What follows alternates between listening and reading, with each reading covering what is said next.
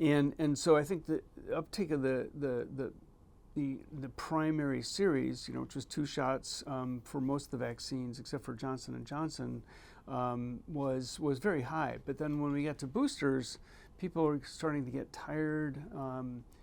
People didn't feel like they had a continued risk. There was a lot of misinformation circulating about potential side effects and what that might do, and so that led to poorer booster uptake. I think that BU, or at least Boston Medical Center, mandated the boosters, at least initially, and then we sort of pulled back from mandate and had sort of strongly recommend as the language we used.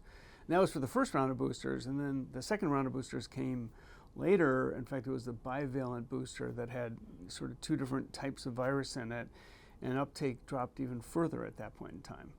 And I think partly it was multifactorial. I think that there's more people that had vaccine hesitancy, lots of information and misinformation circulating on social media, and then I think that the fact that there wasn't a mandate anymore, people said, well, maybe I don't really need it.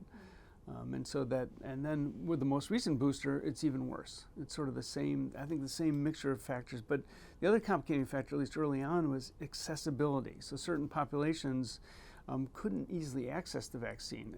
And so the state and the city of Boston made a lot of efforts to try and make it more readily available, like having vaccine setups in more low-income neighborhoods during the day, or near sort of places where people are taking transport, so people could get it on their way to work or after work, rather than having to go out of their way to go somewhere to receive the vaccine.